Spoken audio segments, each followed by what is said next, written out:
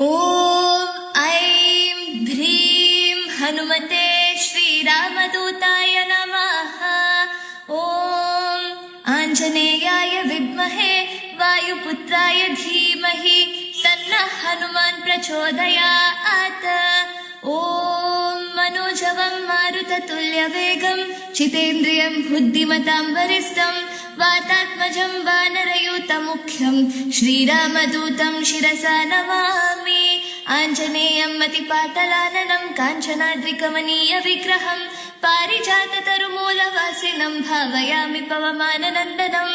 ॐ दक्षिणमुखाय पञ्चमुख हनुमते कयाळवदनाय नारसिंहाय ॐ हां हीं हूं हौं हः सकलभीतप्रेतधमनाय स्वाहा। त्वमस्मिन् कार्ये